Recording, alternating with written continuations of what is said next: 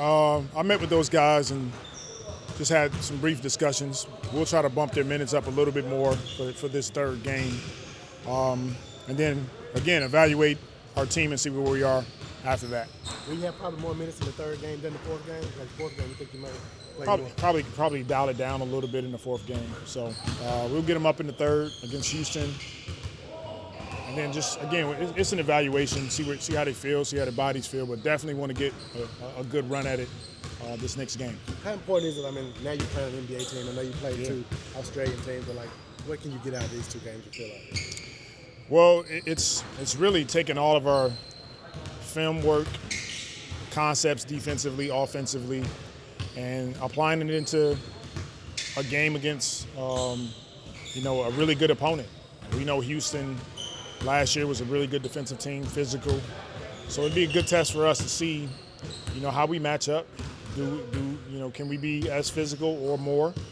And can we execute against physicality offensively? What about the moves that Houston made this offseason? How impressive is that, what they were able to do? Yeah, I mean, they already had a good team, and they're going to be a team that's right in the mix.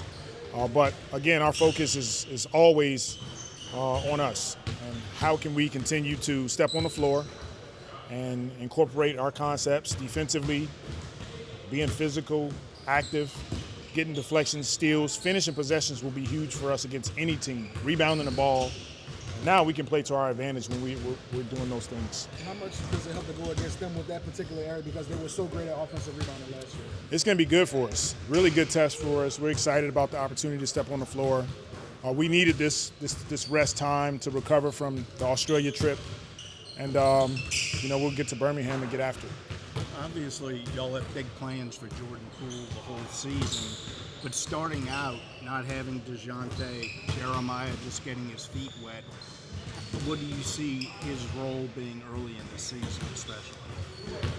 Well, I think he has the unique ability offensively to play the ball in his hands and off the ball. He comes off screens, comes off pin downs. He can get to the basket and finish. He's a really good free throw shooter. Challenging himself defensively to be in the right positions. Bring a level of physicality on the ball, off the ball as well. But we're excited about Poole. We're excited about what he brings to our team.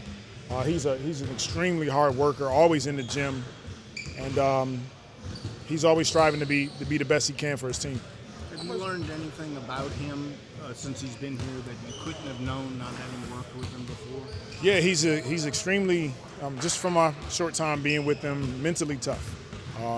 Talking to him about how he was raised, coming up in Milwaukee, going to Michigan, the steps that he's taken to become a primetime player on any team that he goes to.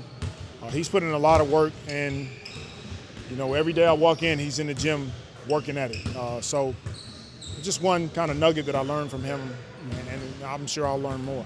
How much does his off-ball movement kind of add to what you guys do? Not just, pin downs and set plays, but kind of random cuts, split cuts, that kind of thing to kind of keep teams off balance. It makes him hard to guard, and it ties right into how we want to play. 0.5 mentality. We're a team that wants to share the basketball. We want to be high in assists, low in turnovers. He creates a lot of movement. Having him on the floor, Trey, Herb, Jordan Hawkins at times, with our big setting screens. It could be a problem for teams. Now, it's just going to take work for us to continue to find, which groups we can put on the floor together and how they attack. And Willie, you got a chance to be around Joe Dumars a little bit more now. What has he kind of brought culturally to the team, you feel like? I mean, as far as just the mindset and all that, you feel like? I think it's just that. His presence and his mindset, knowing what it takes to win championships, both as a player and as an executive, coming in, and I'm learning a lot. We're sitting down, we're talking, I'm in his office, we're talking through the game, talking through our team, and I think, that just sets the tone for our culture. Just coming in with that mindset, understanding that there's a responsibility and a standard that we all want to uphold, and it starts with our leadership. It's become almost like an annual trip to go to Birmingham in preseason. Yeah. What have you enjoyed about it, just getting to go there and play games there every October? Well, I think the biggest thing for us is, having an opportunity to continue to expand the game, especially with our team in a different market that we wouldn't play in during the regular season. So, when you have games like this, going into different markets, it's exciting. Getting to see their fans, getting to see the fans in Alabama. Obviously, our G League team is there, but it's a great experience for our whole group. What is your perception of how Herb is popular? How he's received there? Like how popular Herb is in Alabama? Well, he's from there. Herb is from there. Played at Alabama. I'm sure he'll have the loudest cheers when he steps on the floor.